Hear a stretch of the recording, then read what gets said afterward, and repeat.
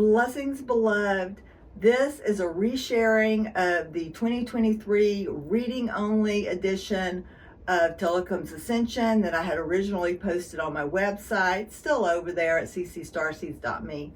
But I wanted to share it here, give y'all some content, let y'all be able to read through or listen through the entire story without commentary or interruptions, and preparedness for the 2025 edition that I'm in the process of editing. It's all recorded, just editing it now.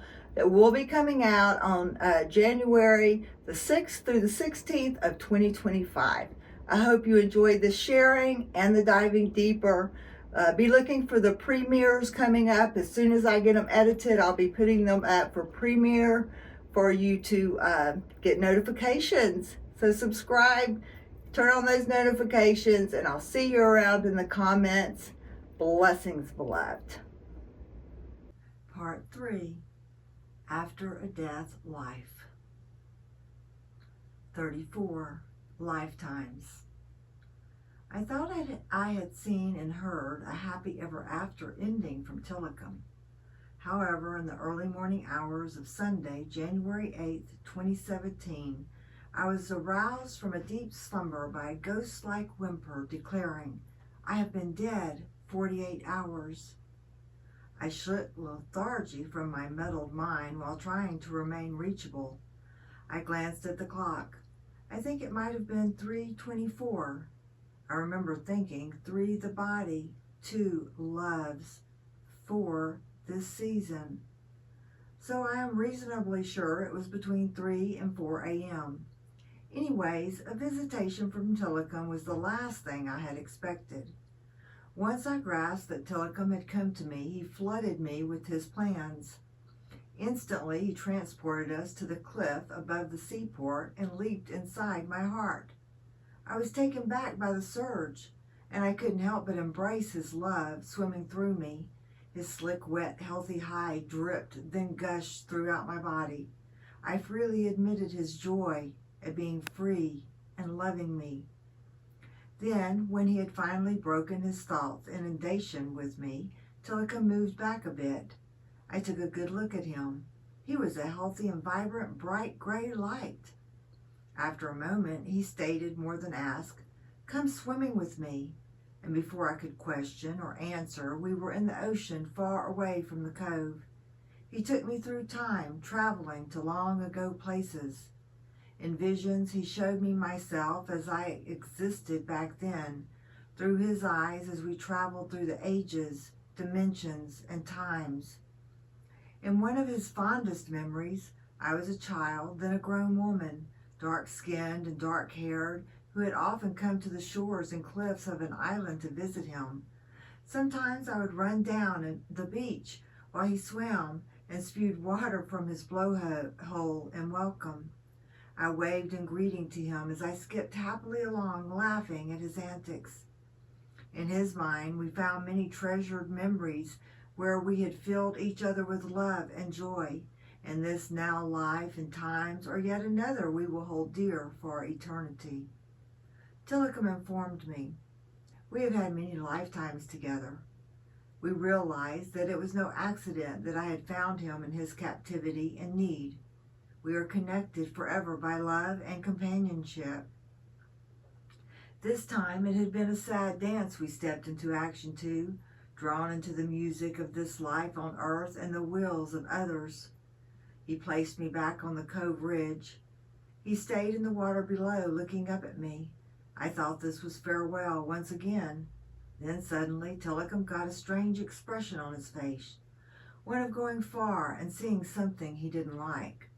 Then before I knew it, we were both returning to the SeaWorld Park. He had sat me down on a sloped cement slab with my feet hanging in the pool water. He was above me in the air, noiseless, intently listening. I asked him, "Why am I sitting with my feet in the water while you are not in the water? Also, why are we here? How could you so easily take me wherever you wanted?" Silence. I was a little concerned, wondering if he was on the verge of a breakdown, and how would I deal with it if he broke. Once again, I was in uncharted waters. Timidly, I ask again, "Why are we here, Tilikum?" He shushed me mid-sentence with a distinct shh sound, while continuing his focused listening to something I could not hear. I waited, appreciating how Wells' hearing is much better than mine. After a time, Tilikum announced, "They're deciding what to do next with my body." "What does it matter?" I experimentally asked. "You're free of that body. You can go anywhere you want to go now. You don't have to hang around here." With his keen sense of smell, he had us take several deep whiffs of the unseen, diseased, eaten, and decaying body. He stored the odor deep into the core of our memories. We will never forget that death smell and the life that had brought it forth. Ascension seeds. I choose the events and memories I keep. 35. Star Children. Tilikum, in the blink of an eye, took us up into a starlit black sky. I was with Tilikum in essence. We were one being with two minds and souls.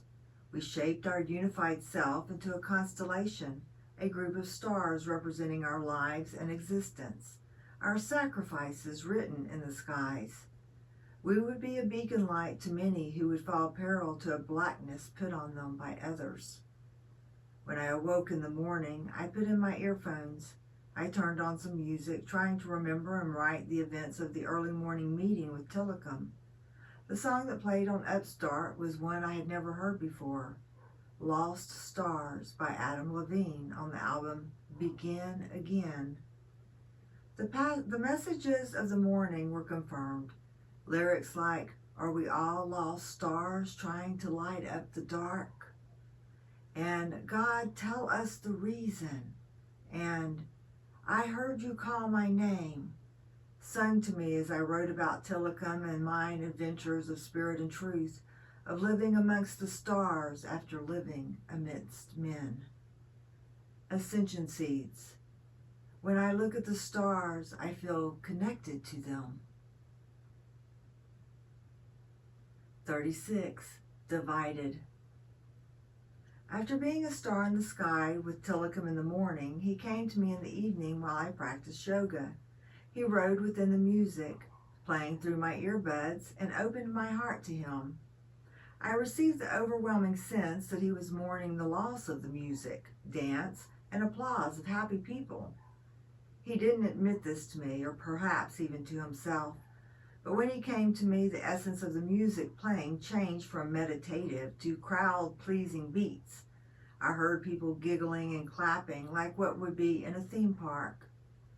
He perceived that he had had what he wanted out of life. He contented himself with what he had lost, and wild freedom had been worth the fun of the show. Noticing I observed him, he flooded us with changing moods. First, he couldn't have enjoyed life, not marked by mental confusion and a body racked with the pain of sickness and loneliness. Then he re-envisioned and felt the delight at children excitedly jumping up and down and laughing, and big people loudly applauding after he had performed. It was at those times that he was happy and proud. He was trying to understand the meaning of his life. I couldn't help but think about what Heavenly Father had told him during their time together. Wells don't need to be touched by humans.